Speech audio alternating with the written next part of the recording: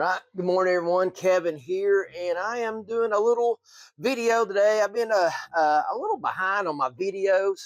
Yes, the shack, the art shack is in a little bit of disarray. And the reason being, I've been extremely busy lately. I had my daughter's birthday coming, her big number 10 coming up and stuff like that. And so I've been a little crazy, and I've been trying to finish up a big casting project, got that going on. And just, when things get a little bit busy, things get out of place. And that's why I always tell everybody about once every 3 months or after a big project, you really need to just stop and clean up. And this is where I'm not only going to be cleaning up here today, but I'm also working on cleaning this out. And it's all about the topic today, sweat equity. And there's a lot of things. I got some notes over here. You'll see me going back and forth looking at that. And the biggest thing I just want to hit home with this is there's a lot of value in sweat equity. Everybody, this generation nowadays, they just want to, what am I trying to say here? They just want something for nothing. And I hate to slap a whole generation like that, but I see it a lot. The friends in my generation, we see it a lot. I hear the same stories from them. And it's just not a way to go. When you get something for nothing, the value's not there. And like I said, while I'm cleaning up today and kind of let you know what I'm doing here, I'm going to try to throw a few things of wisdom and hope you get a little something out of this and stuff like that. But as you can see here, I pulled everything out and it made a big, huge mess. I'm going to come right over here. As you see, a lot of old tin cans, just full of madness and stuff like that. And I'm going to go ahead and mention this while I got the camera down here. I had a lot of little small pieces of scrap wood, and I divided them up into two different kinds, and I got them in two different baskets here. And I'm going to be moving the toolbox. I got to clean everything. But this now, when I need some scrap wood for a project, something like when I'm building these kind of stop motion models and stuff, I have access. I know it before, scattered everywhere. Oh my gosh, it's total chaos. Tools and everything down here. As you can see here. Now, the biggest trouble I got to get to now is get all the sawdust out here. This used to be a place, as you see the big saw right here. This was made for stripping out boards.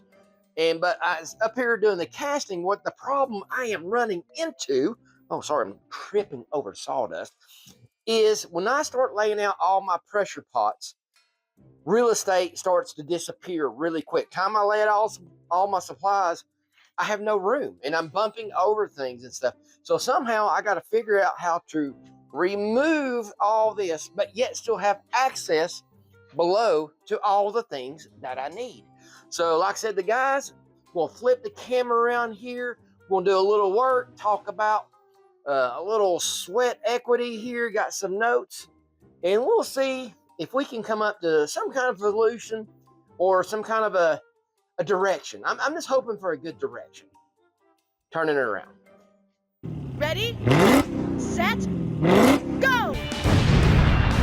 So come inside, let's see what madness we can find.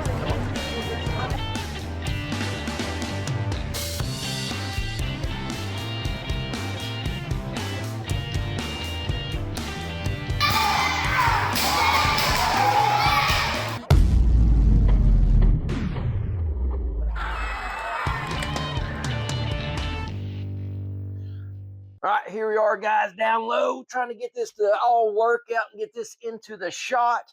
Like I said, sweat equity. Like I said, I got my notes here, and one of the first things that really popped out of my mouth when I was doing these notes was a little term, I don't ever hear it nowadays, called elbow grease. And I even, funny thing is, I mentioned it to my little girl and I mentioned it to my granddaughters, and they was just like, totally went over their head. They totally just didn't get it. And I found it kind of funny because, generations, about every 10 years, the way people do things just change. You know what I'm saying? It's just totally different, And I remember my dad talking about this, how, I guess every generation complains about the generation before them a little bit. I guess it's just a natural thing. So there's that. but I don't want this to be just a harp on the generations before me. But I think what I'm trying to achieve with all this is it don't matter what generation you're in, but what works and what don't work. You know what I'm saying? That to me, at the end of the day, I got ADHD. I love efficiency.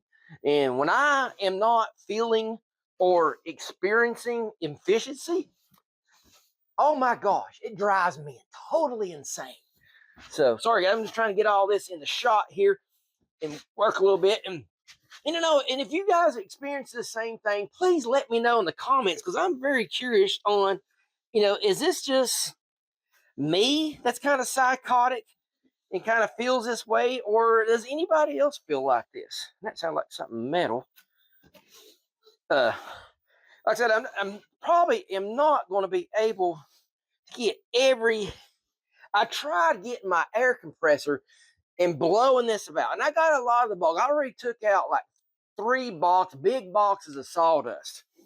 God, I should have bagged that stuff up and kept it for camping for campfires.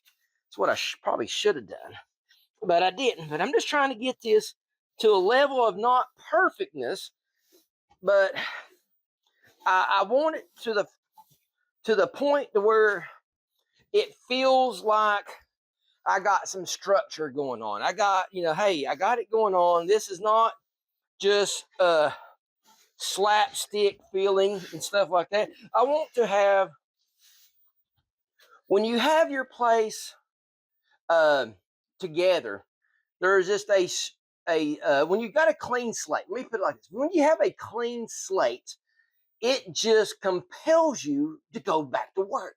When everything's a mess, it tends to feel a little overwhelming.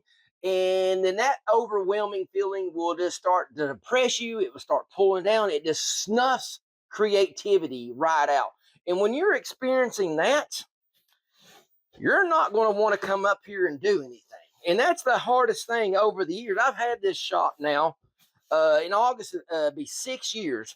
And it's only all of last year and going into this year have I ever utilized this space as a workspace. Before that, it was just, this is just a place to throw my leftover junk. I didn't have room for it down in the house. And it finally, one day when I came up here, my wife, we got tired of her Halloween decorations and her Christmas. Everything was getting mixed up. And I said, well, I just need to I know I got some old boxes up here that need to be broken down and thrown out. They're just, cardboard and buildings just don't go good together. They just tend to grab moisture and they get weak and they start compromising. So after that happens, the boxes really, oh my gosh. See, even with that air compressor thing, I really did not accomplish as much as what I thought I did. And two, gosh, the smoke everywhere, choking me out. And I didn't have a respirator or even just a simple, I probably need a dust mask right now, but I'm doing a video. And I just don't see how I could probably, what is that? That is not, that might be keepable. So I didn't that'd be feasible to be able to wear a mask and talk. And at the same time, one of the things I was running into up here was this building's right. I'm right in the cusp of the edge of the woods. So I've always had a fear here. And yes, I am afraid of snakes. And I am not ashamed to admit to it, that I was just really afraid that I was going to pull something to me here with this broom, that I wasn't going to be greeted in the proper manner, if you know what I mean. So I did not want to experience that because I am, like I said, not a fan of snakes. Even though I love snake action figures, toys, or whatever you want to call them. I love those sculptures, but they're not real. That's why I like them. But anything else, anything of the real thing, I don't care how small they are. No, I just do not like it. So, but going back to what I was saying here is, if you have a place that is unorganized, it just really puts you in a very negative and creative mood. This is what I'm talking about. I have my bicycles over here. And I don't know if y'all noticed it at the beginning. This is not good for bicycle tires. None whatsoever. And I got a perfect spot. Which one of these buckets? I'll just find it later. Trying to keep things organized. A lot of screws and stuff. Where's my notes? I don't want to ramble today, but I probably will. All right. Okay, looks like I segued in right in where I was talking to you. The value of tidiness and organization. And when you're organized, number one, like I said, it will put you in a mood to create. And number two, the efficiency of it. Like I said, when you're doing casting or any, especially casting is a time sensitive deal. When you start mixing these chemicals, boom, the timer's on, baby. You got to go. And the last thing you want to do is have to hunt for something, whether it be a stupid stick or an extra rubber band or whatever it is. No, you don't have time to think. It's time to react. And you cannot react looking for something if you absolutely have no clue what you're looking for. Once again, this is one of those little bitty, let me see if I can get this. One of those little bitty U-tack. Oh, horrible on a bicycle tire. Horrible. Throw that in there. So anyway, that's one of the main reasons why you really got to work on being organized. Yeah, look at this. See, guys, I blew this with that air compressor thinking I was really doing something. All I think I was doing is this, and this stuff is thick. And this stuff has probably been back here probably 20, this sawdust probably pushing 10 to 20 years old. I don't know how long he said he quit stripping wood back here. But it's very compact. It's not like it's loose. And that's what I was thinking. The air compressor would just pull this out, blow it all the way down here, and I just do one big scoop. As you can see, look how much I did not get pulled out. There's a nice little small chunk of wood. You think, that's worthless. No, it is not. There's a lot of value in that little piece. And here's another big chunk. Crowbar. Okay, I am going to lay this flat on the ground before I get another black toe. But yes, by no means am I a woodworker, but I love working with wood. There's so many things that you can do. I love sanding. I love carving on wood. I love putting a nice stain on the wood. Oh God, it's just so much satisfaction comes off of it. I love just the look and the smell of wood. And small little pieces right here, which looks like nothing. Very, very valuable. That's why I'm hoarding. And that's a small hoard, by the way, very small hoard. And I got some of my bigger sheets over here. I'm going to be looking at how to get that arranged. But supplies gets very expensive when you're doing the type of things. Because I don't just do one type of art. I have like 7 different mediums that I do. And each one of them has their own complications of storing the supplies and the materials. So, like I said, real estate just quickly disappears. So this is right here is really going to help me get things in order to where, I can be more efficient. And like I said, when you are more efficient, you can get things more quicker done. You get a better quality product. And the next thing you get is some satisfaction. The less aggravation leads to happiness. And it's hard. One thing I hate, because sometimes when I come up here and I do these castings, I get done and I have a good product, but I'm agitated all to hell when I leave here. And when I do that, it makes it that much harder for me to come back up here and start all over again. When you leave down here and you feel like you worked harder than what you received out of the product you got, it makes it rough for the next time around. So let's see if I gained any progress under here. Like I said, unfortunately, this I don't think other than and I do have what I might implement. I do have a shop vac. I'm just trying to get it to where I'm not going to shop vac all day. I'm trying to make sure I don't black my own eyeball right here. I finally found my safety glasses that have the bifocals. because getting older is getting very tough to see nowadays. Yes, got it in there. And regular reading glasses are just not really the thing to be wearing up here when you're running a saw. And two, and I don't want to accidentally splatter resin on them, because once that resin gets on them, I have a feeling it would probably never come back off again. And glasses are about $200 some.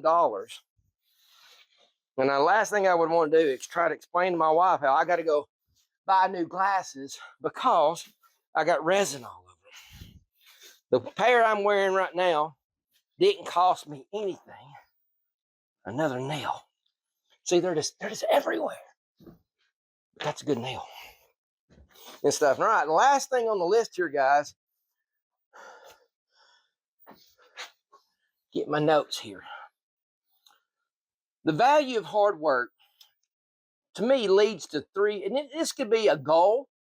This could go toward an object, and it can go toward a job, specific task, and it could be a hard work could be going to trying to gain a new talent, a new skill, trying to learn a new medium. It can apply for a lot of many things, and you're going to, and in this day and age, like I said, it feels like, oh, you can watch one video and you'll be ready to go. And it's like, no, you have to watch, I would say, dozens and dozens of videos. Then you need to spend hundreds of hours. Don't get me wrong, there's some people that you might be able to catch on to a certain skill quicker than what somebody else. But at the end of the day, if you want to get good at something to the point to where you can make a product that's sellable, or at least if you're making it for yourself, something that you're going to admire, and it's going to give you future boost of creativity to do more things. And that's what it's going to do. Because if you do something and you feel like you're not making a good product, or you feel like it's bad quality, the chances of you hanging on and really wanting to keep messing with that endeavor, it's going to, let's say, the best thing I say is it's just going to fade quickly. It just is.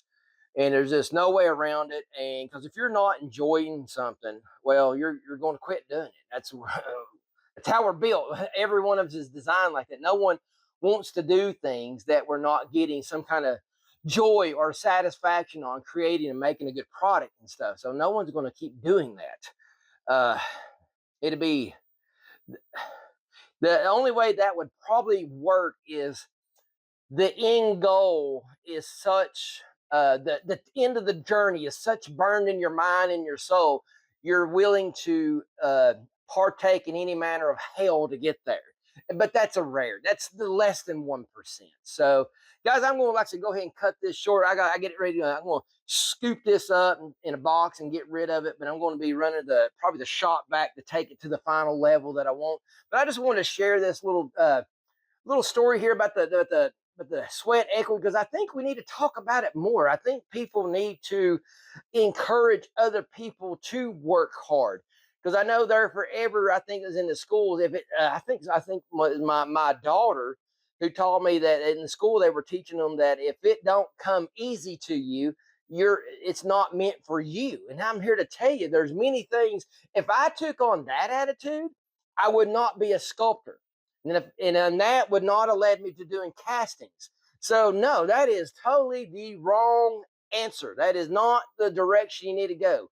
Just cause it is difficult, and you might endure a little failure, a little experiments that go wrong. No, you need to take it to the point to where, hey, wow, I kind of suck at this, and I'm not enjoying it. But you really need to put in the hours and the time to really get to that point of disgust. Then you'll know. But I think trying it once or twice, no, you're not.